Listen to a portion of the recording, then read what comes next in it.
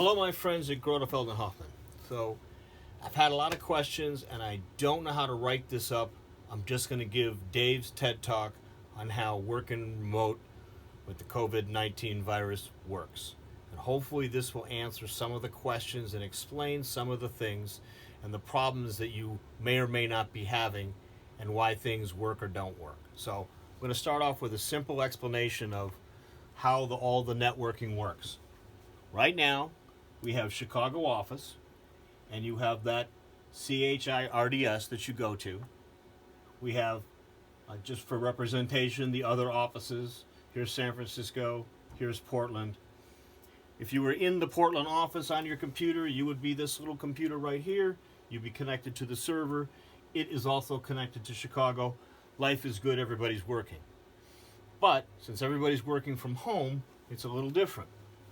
At home, you're on your computer. We're going to call that the local computer. When you run that remote session, you're going up here and you're running this little session that's on the server right here. So the ProLaw traffic, and this is the reason you're in there, is right there just a couple feet away from the actual ProLaw server. Things don't time out, works better.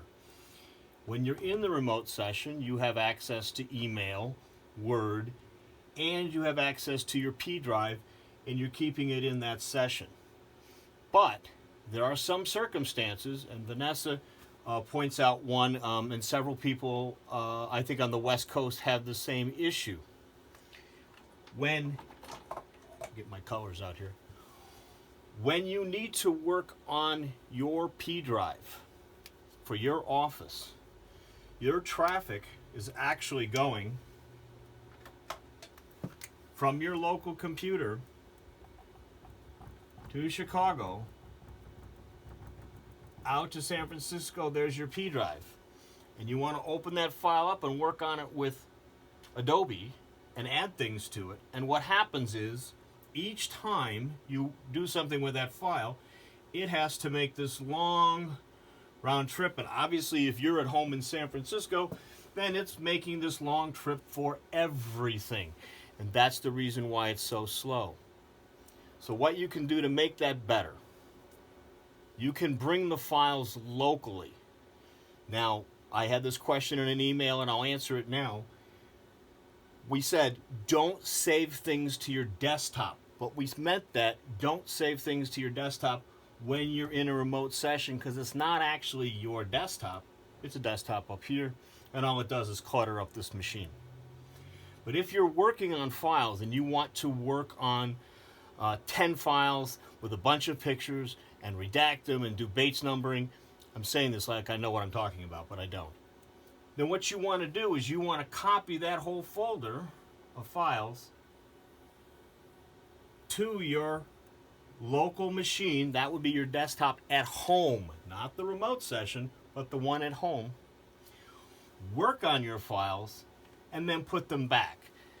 Some people will notice that if you have a lot, and I mean gigabytes of stuff, it could take several hours to copy that entire folder from San Francisco to your home computer. But then once it's there, it's there. Then you work on it like you would on a normal computer until you go to put it back. You might have to schedule your work so that you set this copy to folder to copy up at night when you're finished work, and say, I want to copy this folder down, and just let that sucker run until it's done. And then the next morning you'll come start work, or whenever you start work, it'll be there for you. And when you're done, push it back and just let it happen when you're not working on it. That is the best way to mitigate that. Now, I know Wayland has things going up to Everlaw, but not everybody uses Everlaw. However, a lot of people use that redaction process. So again, let me just be clear.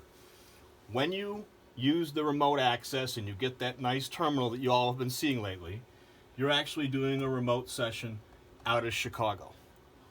When you are working on files, it's really slow to be able to pull stuff from that P drive over to Chicago, open it up in Adobe, redact it, Bates number it, back and forth, back and forth, back and forth. So if that's the kind of work you're doing, then just copy that stuff down locally, work on it, and then put it back. remember to put it back because it has to go back here eventually.